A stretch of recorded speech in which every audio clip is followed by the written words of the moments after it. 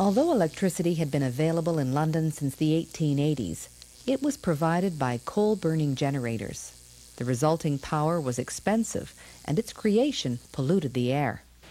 While hydro generated at Niagara Falls was cheaper and cleaner, entrepreneurs refused to invest in power lines across the province. If Ontario was to prosper in an electrified age, it would need public-owned utilities. It also needed a man willing to fight for that vision. I have no friends. I have had to fight tenaciously every inch of the way for hydro, so that fighting has become my second nature, and I fight with my friends needlessly and lose them. Sir Adam Beck.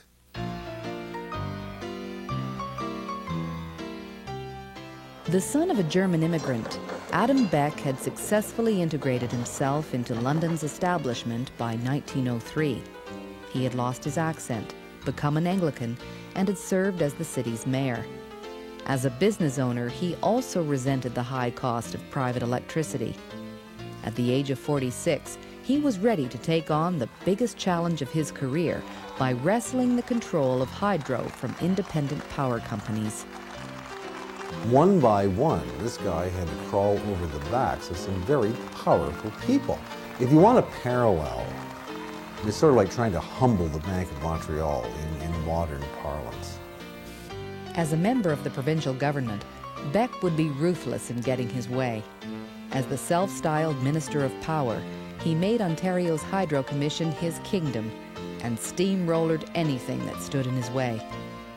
When he made up his mind that he wanted something done, it was done. Premier Whitney had said that a certain thing could not be done due to the existing law. Beck told Whitney to see that the law was changed at once. E.V. Buchanan. On November 30th, 1910, London became the second city in Ontario to receive hydro, generated at one of 3 new plants on the Niagara River. London housewives could now enjoy the luxuries of electric stoves, refrigeration, and hot running water. Kellogg's and Labatt's became the first 2 London businesses to adopt electrical motors for production. When these innovations failed to use up the glut of cheap electricity, Beck simply created new needs. Adam Beck came up with this grand idea of running a series of electric railways across Ontario. And he thought, well, I've got to have a prototype. I've got to have a railway that I can show how good this can be. I'm going to build it at very high-tech specifications. And right in his own backyard, of course, was the London and Port Stanley Railway. And Beck went to London City Council and said, for $800,000, we can begin the process of upgrading this railway and electrifying it. And of course, what he neglected to mention, it was going to take an additional $500,000 or $600,000 to complete the job. But to the small business owner and the rural farmer, Adam Beck was a hero. Some political insiders encouraged Beck to form a hydro party and run for premier. One winter evening, coming from Toronto on the train, Sir Adam Beck said, "Look out there, the lights in the farms. That's what I've been fighting for." E.V. Buchanan.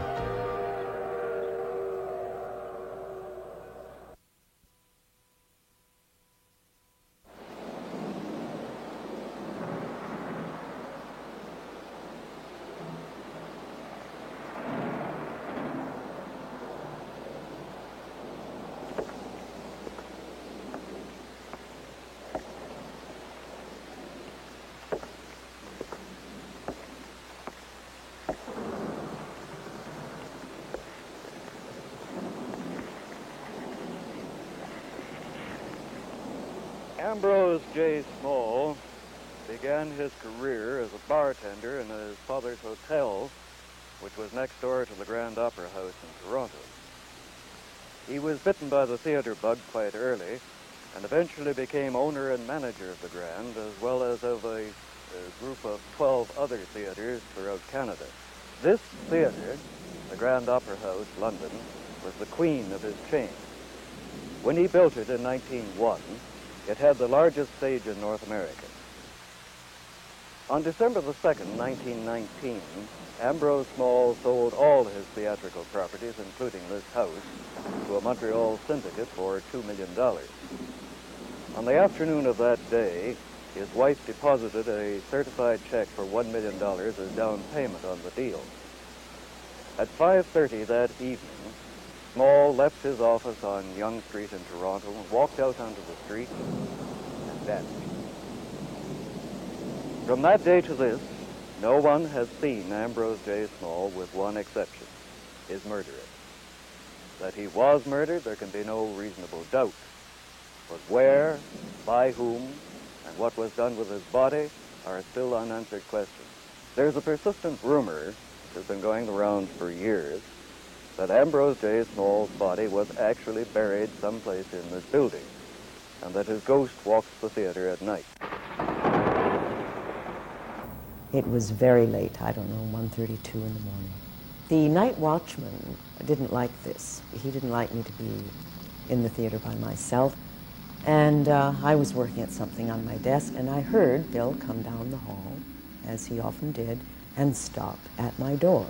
And I lifted my head to say, "Bill, I thought I told you to go home," and there was no one there. And I got a very odd feeling up the back of my neck. I thought, that's bizarre. I could have sworn that there was somebody standing in the doorway. Indeed, I heard the footsteps, but even looking up, you can tell when there's a presence there and when there isn't. And I thought, even as I was looking into nothing, that there was someone standing there. And I thought, well, that's foolish, don't be silly. Well, it'd be after the opening performance of one of these plays that I was in as a young teenager, and a friend and I went back on stage, and the house lights were out, but there was a stage light that was on. So it was dark, but not completely black or anything like that. And as we were standing there, not too far from the trap door that was on the stage, I noticed off to my right, which would be stage left, something that appeared to be climbing the ladder up to the catwalk. And it continued up, and then it walked across the catwalk to the other side of the stage, and then out of my view at that point.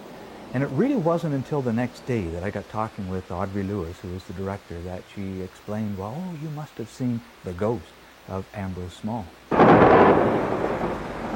And I used to work late in the theater, on the books or something, and I've been there 2 or 3 o'clock in the morning. When Dandy or Blackstone appeared there, after hours, went backstage to look over all this equipment, they used to have, cutting girls in half and making things disappear and all this stuff and so on.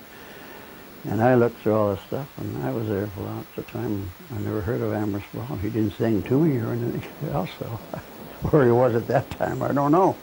The ghost of Ambrose Small is a lot of malarkey. In 1924, a group of local musicians, led by 3 high school dropouts, boarded the ferry at Port Stanley. Having gone as far as they could in London, they were ready to try their luck across the lake in Cleveland. Shortly after their arrival, an American booking agent would christen the group Guy Lombardo and his Royal Canadians. All the local musicians at that time, they were all saying, fall flat in his face. And my dad would say, no, they're going to make it. 5 difficult years would pass before Lombardo would establish himself as the most famous Londoner of all time.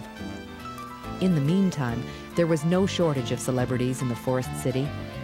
In 1923, Frederick Banting shared a Nobel Prize for the discovery of hormone insulin. He had done the groundwork for the diabetes treatment while teaching at Western's Medical School. At the University Thespian Society, 20-year-old Alexander Knox thrilled audiences as Hamlet. The former Strathroy native would take up an acting career that would lead to an Oscar-nominated performance. 4 months after Charles Lindbergh's flight over the Atlantic Ocean, Captain Terry Tully and Lieutenant James Metcalf tried to be the first to fly from London, Ontario to London, England. The media-fueled stunt ended in tragedy when the 2 pilots were lost in a storm off of Newfoundland.